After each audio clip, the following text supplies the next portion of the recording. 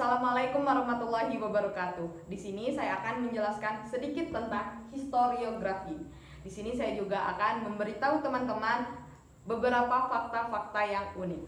Historiografi. Historiografi ini sendiri berasal dari bahasa Yunani, yaitu historia yang artinya sejarah dan graphia yang artinya penulisan. Singkatnya, historiografi ini adalah penulisan sejarah. Menurut salah satu ilmuwan, historiografi adalah bentuk publikasi baik dalam bentuk tulisan maupun lisan mengenai peristiwa-peristiwa di masa lampau.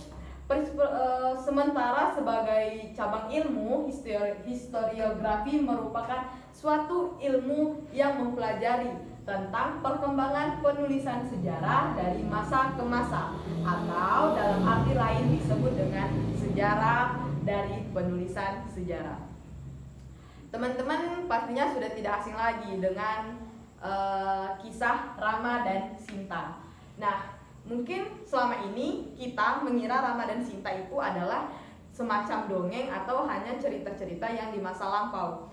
Padahal dalam ilmu sejarah, Rama dan Sinta itu merupakan termasuk dalam historiografi. Historiografi ini terjadi dalam 4 jenis. Apa saja sih jenis-jenisnya? Mari kita pelajari. Yang pertama adalah historiografi tradisional. Nah, dalam historiografi tradisional ini terbagi dalam 2 macam, yaitu dalam agama Hindu-Buddha dan dalam masa agama kerajaan Islam. Untuk Hindu-Buddha ini sendiri itu berkembang sekitar abad ke-14 Masehi.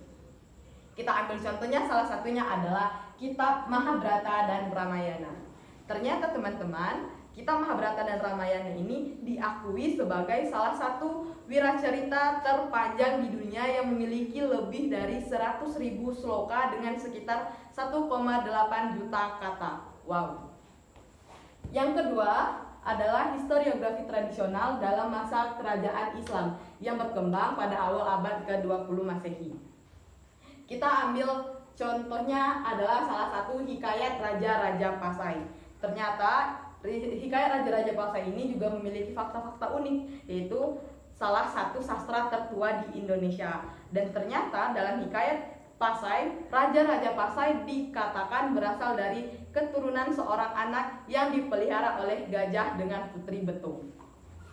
Yang kedua adalah historiografi kolonial. Ini berkembang pada masa kolonial Belanda sejak abad ke-17 Masehi hingga pemerintahan Hindia Belanda pada abad ke-20 Masehi. Fokusnya itu tentang menceritakan kehidupan orang-orang Belanda atau Eropa. Di sini kita ambil contohnya adalah buku Beknop Leerboek der Geschiedenis van Nederlandes.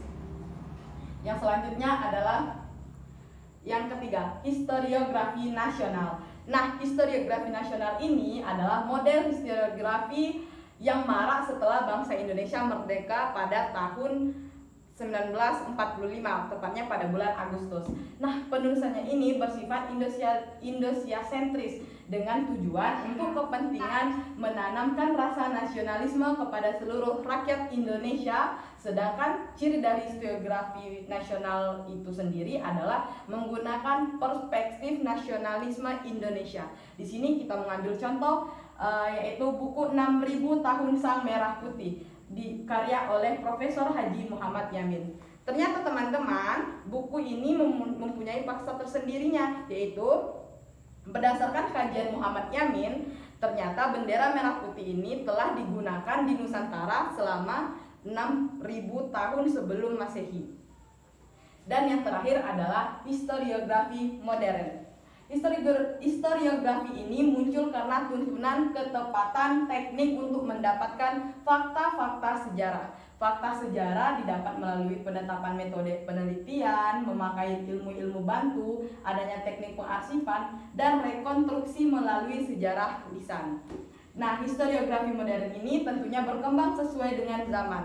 Historiografi masa kini sudah semakin objektif dan kritis terhadap satu peristiwa sejarah yang tentunya mengikuti perkembangan zaman. Nah, di sini kita memakai contoh adalah pemberontakan petani Banten tahun 1888.